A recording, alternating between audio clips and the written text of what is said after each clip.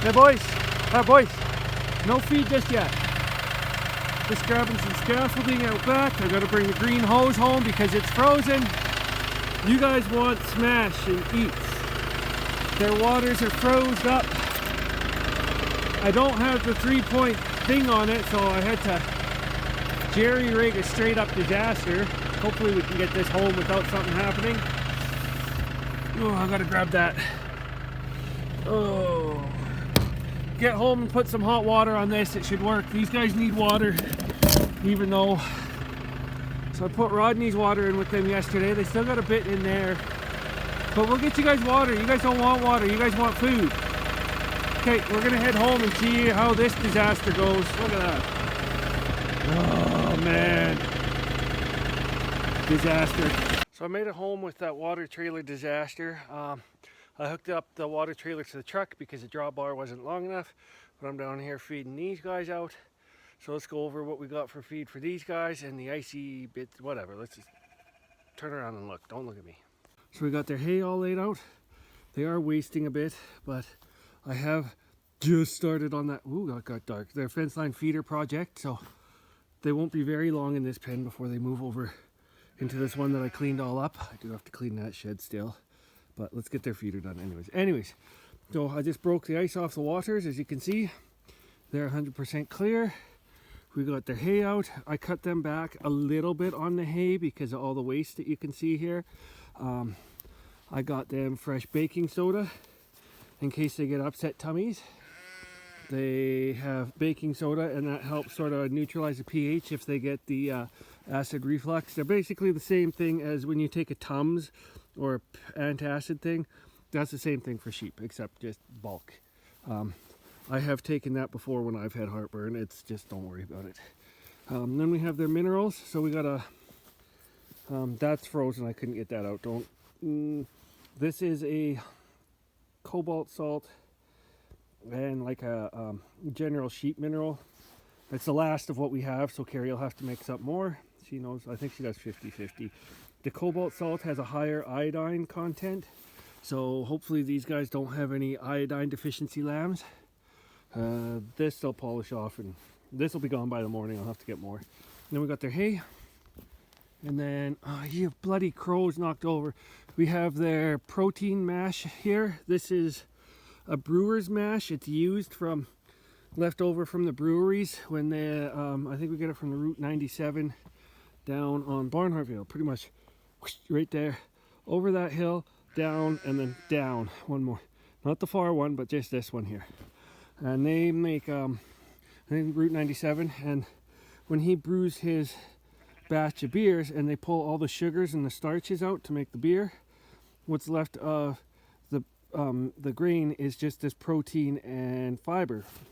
So it just gives them a little extra protein and fiber. It's not a grain per se, but the little lambs won't get it, but the moms will, just because it helps with upping a little bit of their forage protein type stuff, if that makes sense. It's not there's not a lot of minerals or vitamins left. That kind of goes into the beer, so it's just a type of filler thing. They're actually gaining pretty good with the higher protein on it.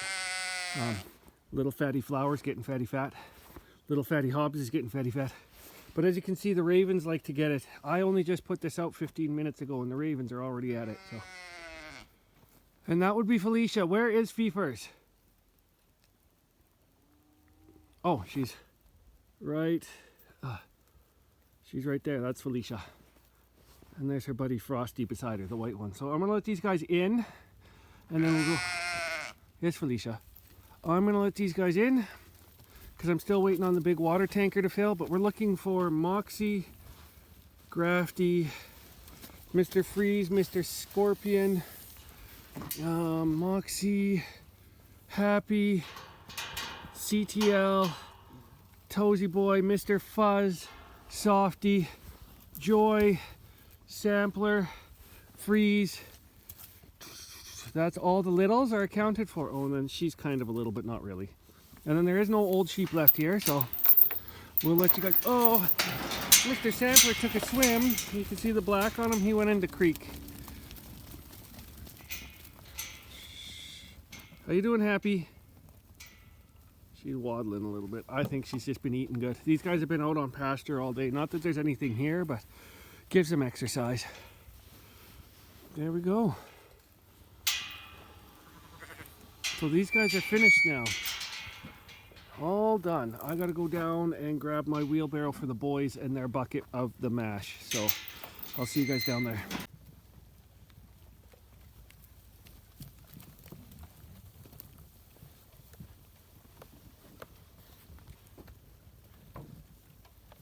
Come on, Fuzzy, get in there. You need it the most, buddy. Oh yeah, going to town on minerals and baking soda. That's what I like to see. Softy's got the minerals. All on your own? There we go. 1846. No? Okay. Hi, buddy boy. Obs. Moxie. See, there goes a raven. Oh, you see that? He's right on the other there. Can you see the raven? He's right behind that group of sheep right there.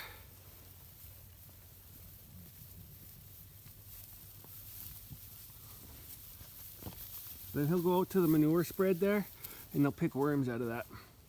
Very cool.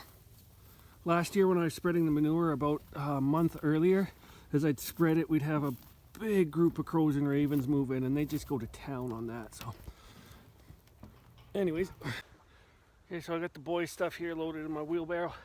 I'm gonna take this up and throw this in the back of the truck when I take the water out. I defrosted the hose. I shoved our garden hose hooked up to the house with hot water. I shoved it through the tube. We melted it all out. And then I put hot water into the big white tote until the valve melted and then closed it. But I'll show you when we get there. So let's head up top because there's not much going on. I got to grab another bale out of here tomorrow because that's just enough for the ewes for the morning. And yeah, I'll see you up there. So the water trough is almost full. I gotta get this out of here because that's more than the horses and the boys. There's our hay and mash. Let's check our valve and make sure it didn't freeze shut. No, perfect. So yeah, this hose up, and then that's been defrosted because that was froze up. We'll drain that out tonight after we disconnect it. So it's good. That's it.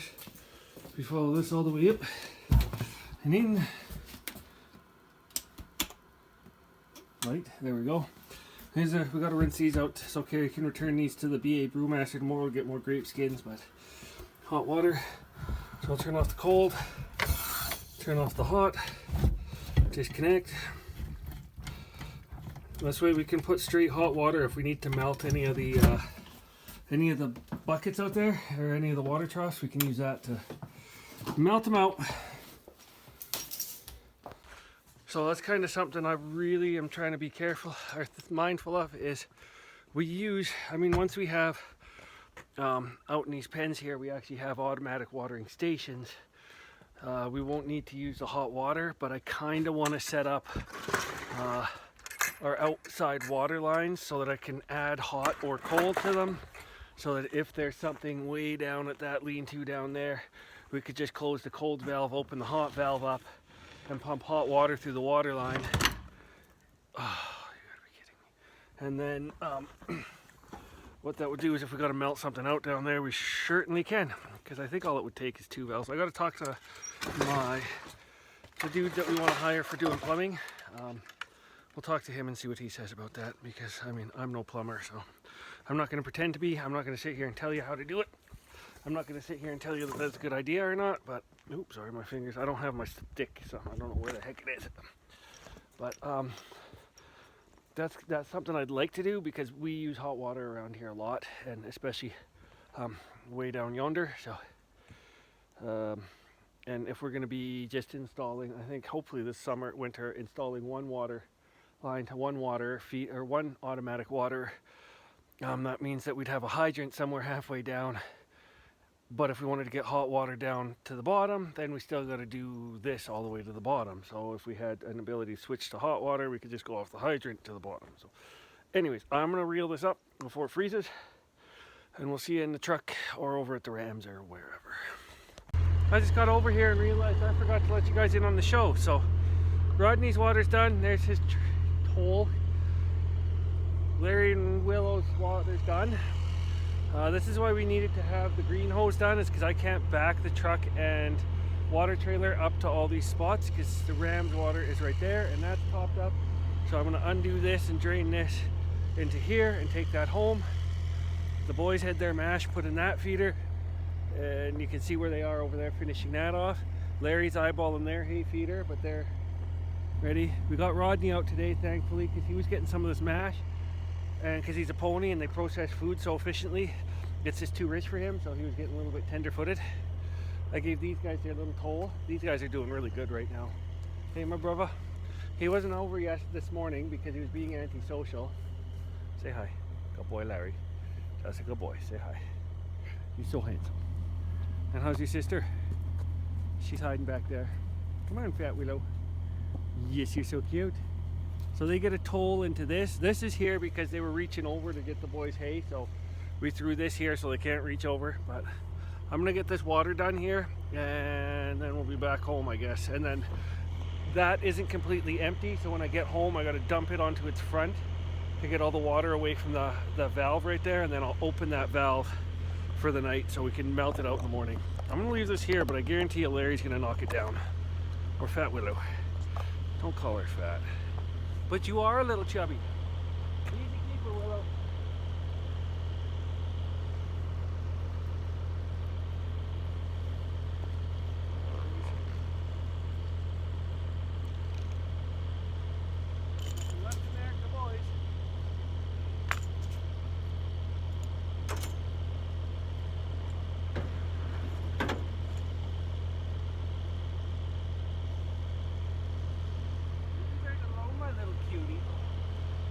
But you're the perfect little size.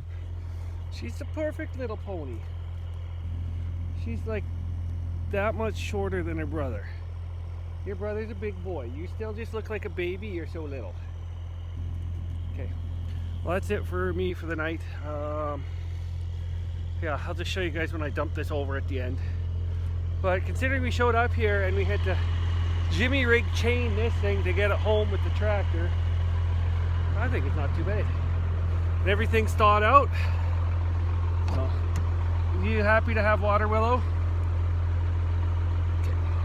We're out of here. Oh, that stuff might freeze up, but because it was so warm when we put it in there, I should be able to just come over with the tools in the back here and break them up in the morning. So, that's good.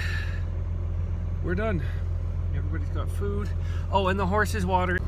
What I was trying to say before my phone froze when I tried to flip it around is the horse's hay is just on the other side. You saw it the other day in that little short video there. So Rodney's not happy, he's locked out, but Sunday they're all coming home. I'm gonna try and keep finishing off Rodney's posts in his pen, and then we'll bring them home Sunday. So hopefully tomorrow I'm going to work on our fence line feeder for the ewes and the main flock, so we can move the main flock over one pen. And then I'm going to work on the last 3 posts for Rodney's pen, and then digging up the 2 at the top that need to be reset so they're square, and then that way I can start moving trucks around and putting panels up and down his fence line. So that is at current the plan for that. So I'm just driving out here. So that's that, but I'll show you how I'm going to leave this water tanker when we get home so that we don't have any. We're going to have a frozen valve in the morning. I know it's going to happen, but just to keep the water away from that valve, because if we have to, if it's open, we can at least melt it with the hose from the outside. But if we leave the water sitting against the valve, we're never going to get it open. We'll have to, well, I guess we can, but we're going to. Another one coming, hunters. So yeah, if we leave that valve sitting there, then we're gonna have a lot of issues with trying to fight through the water that's froze. So I'll show you what we're doing here in just a minute. So this is the plan here. You can see the water sitting there, and then we can just come to the valve and we could open it up, and there's still a little bit there. I don't know if I can get that down anymore. Okay, we're gonna close that again. because that's a failure. I'm gonna jack this up and pull the dolly leg out. Okay, so that's out.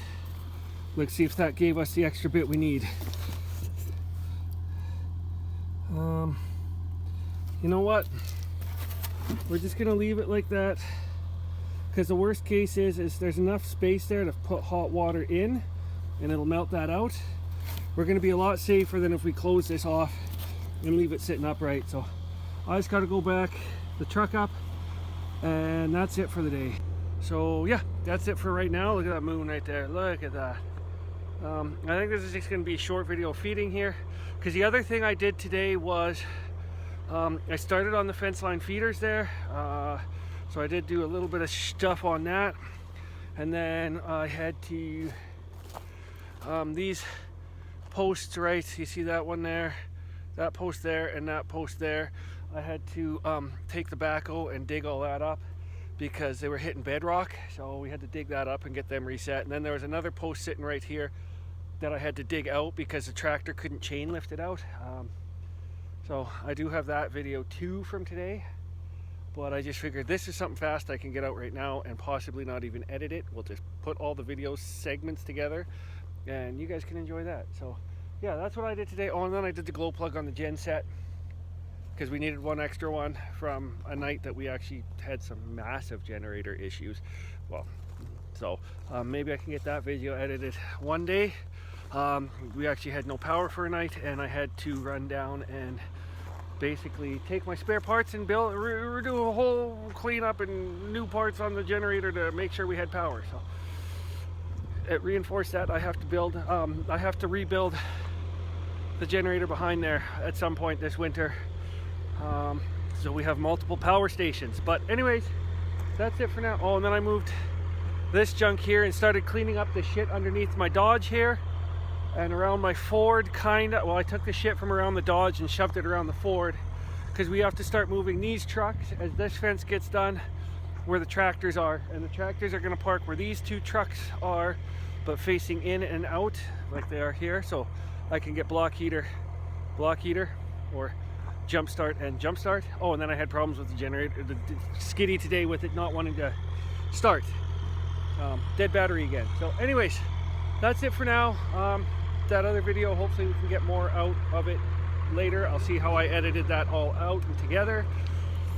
I do know I have to do some fast motion and cutting stuff out, so I'll deal with that. But at least this one has sheep in it, so that's why I'm putting this one out, because you got to see all the sheep and the horses, and I think the cat, or was the cat? There was a cat. The cat I think was more when I was working, because she was out entertaining. Did we get any of the big dogs? No, I'll do the big dogs on the way out. So with that, I'll see you guys later, and here's the big white dogs. Hello, Cassie. Hello. You got a nice bed. You're very happy. Closed all the windows in here so it's warmer for you. Hi, Benjamin. Hey, Benjamin. Hi, Benjamin. Come get some packages. Come get some packages. Hi, buddy. Here we go. Here we go. Here we go. Hey, who's a good dog? You a good dog? You a good dog? He's a good dog. Who's a good dog? Do you know what? Oh, you should be a good dog when we get a little terrorist puppy. The terrorist puppy's gonna bite your face. Terrorist puppy's gonna bite your face. Gonna try and herd you into a corner. Gotta move that big white sheep. Yes, yes, he's a good boy. You had lots of puppies and dogs when you were at the other house because you were dog training dog. Did you? Oh, don't you climb. Don't you climb. Yo.